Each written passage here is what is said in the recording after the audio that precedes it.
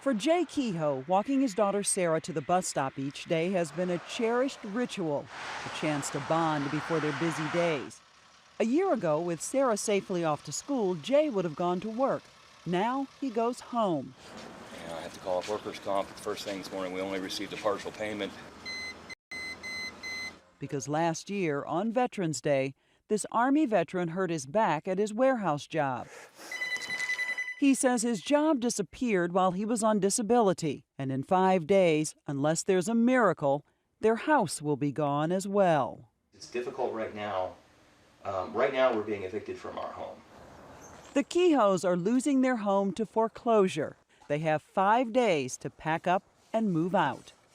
I have good days and bad days. Hobbled by injury, he can lift only the lightest of boxes. And his wife, Catherine, is sick with the flu today, so he's on his own. By late afternoon, it looks like nothing's been packed. I had nothing done. And it's time to collect Sarah from the bus stop.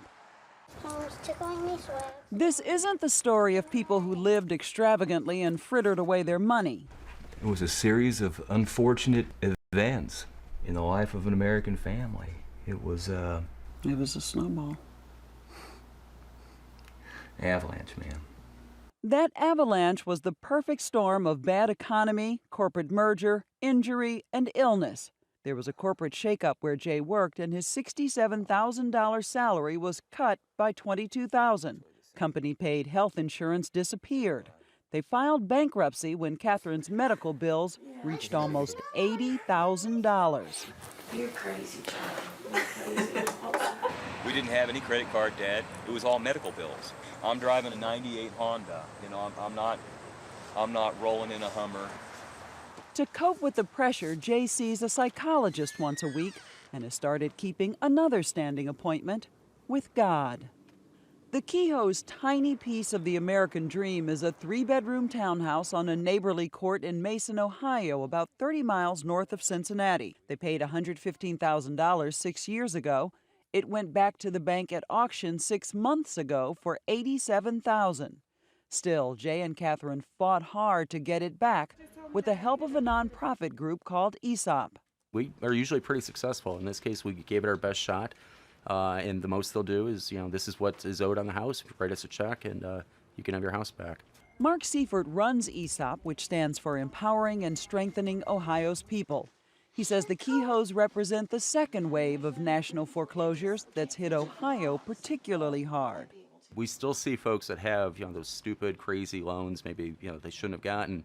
But the vast majority of the people we're seeing today have good fixed rate mortgages that, they lost their job. They had a health issue. They had a death in the family. They, whatever, anything that could happen, life happens.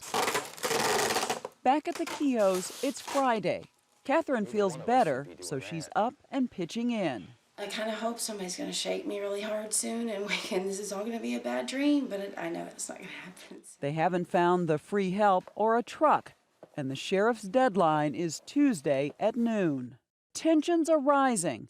I understand that. I'm not going to have my kids sitting there watching or coming home to all of our stuff being out on the curb.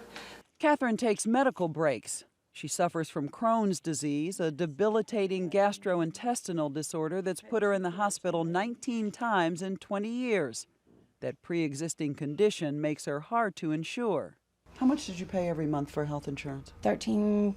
$1,300 per month. We made the decision between, bankruptcy and our house being safe that way to health insurance, and now I have neither.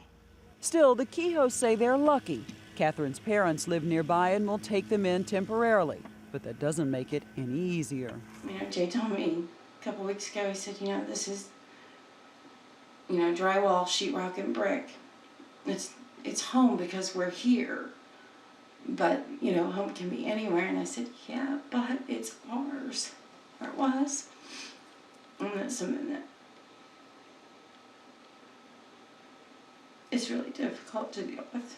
really happy because I get to be in my mattress here. My other mattress doesn't really feel very good. We Which side is smaller?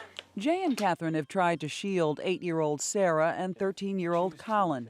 The kids know what's happening, but seem insulated by youthful optimism. Well, you got your room all painted so nicely.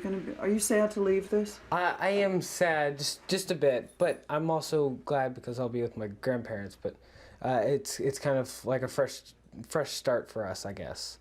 Monday morning, and the house still looks like a tornado hit. It's time for Jay and Sarah to take their walk to the bus stop. Catherine goes along. It's a wrenching moment. The last time Sarah will catch the bus from here.